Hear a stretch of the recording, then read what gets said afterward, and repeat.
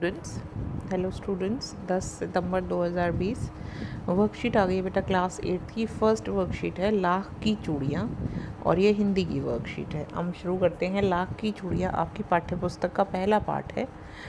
बच्चों, इस कार्यपत्रक के माध्यम से हम अपनी हिंदी की पाठ्यपुस्तक बसंत के दूसरे पाठ लाख की चूड़ियाँ के बारे में कुछ जानने और समझने का अभ्यास करेंगे।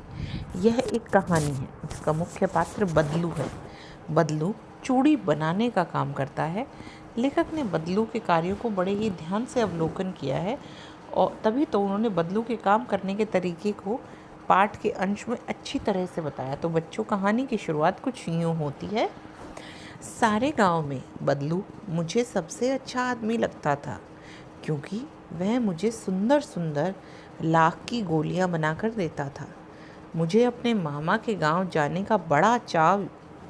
का सबसे बड़ा चाव यही था कि जब मैं वहाँ से लौटता था तो मेरे पास ढेर सारी गोलियाँ होती, रंग बिरंगी गोलियाँ, जो किसी भी बच्चे का मन मोह ले। वैसे तो मेरे मामा के गांव का होने के कारण मुझे बदलू को बदलू मामा कहना चाहिए था, परंतु मैं उसे बदलू मामा न कहकर बदलू काका कहा करता था, जैसा कि गांव के सभी बच्चे कहा करते थे। बदलू का मकान कुछ ऊंचे पर बना था। मकान के सामने बड़ा सा सहन था जिसमें एक पुराना नीम का वृक्ष लगा था। उसी के नीचे बैठकर बदलू अपना काम किया करता था। बगल में भट्टी दहकती रहती जिसमें वह लाख पिघलाया करता। सामने एक लकड़ी की चौखट पड़ी रहती जिस पर लाख के मुलायम होने पर वह उसे सलाख के समान पतला करके चूड़ी का आकार देता। पास में 2-4 विभिन्न प्रकार की बेलनुमा मुंगेरियाँ रखी रहती, जो आगे से कुछ पतली और पीछे से कुछ मोटी होती थी। ऐसी होती बेटा मुंगेरियाँ।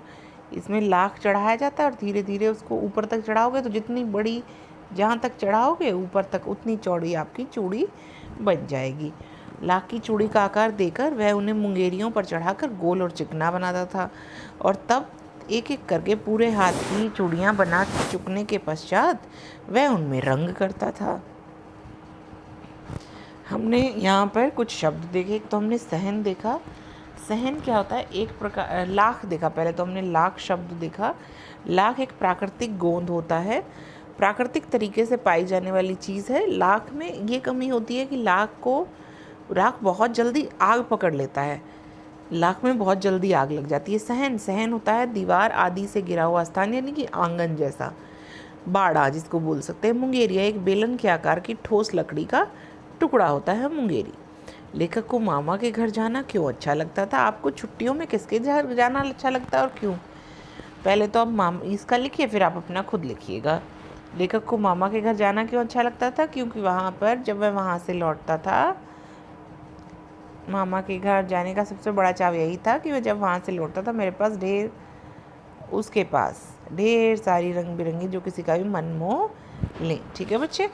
तो अपने मामा के गांव जाने का सबसे बड़ा चाव यही था, जब मैं वहाँ से लौटता था तो वहाँ पर ढेर सारी रंग बिरंगी गोलियाँ मिलती थी।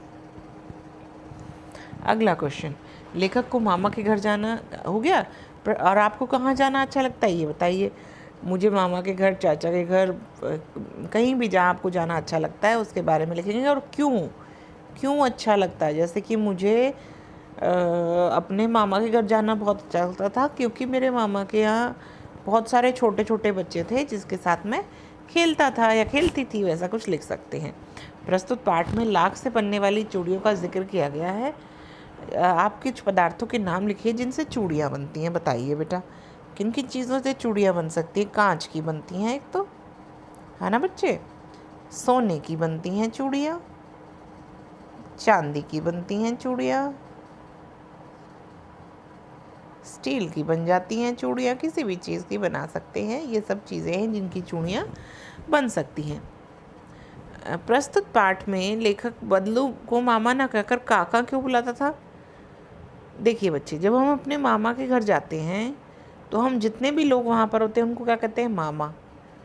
और जब हम अपने हम अपने घर होते हैं यानी पापा के साथ जाते हैं तो हम जो भी लोग मिलते हैं उनको हम क्या कहते हैं? काका। ठीक है? तो ऐसा क्यों कहते थे गांव के बच्चे? गांव के बच्चे तो इसलिए काका कहते थे क्योंकि वो उनके काका लगते थे। और लेखक बदलू को काका इसलिए कहता था क्योंकि सारे बच्चे उनको काका कहते थे, क्योंकि बाकी बच्चे ऐसा करते थे। बच्चे तो ठीक करते थे, लेकिन वो ये नहीं समझता था कि वो तो थोड़े दिन के लिए आया, वो तो अपने मामा के, बाकी बच्चे ऐसा करते थे।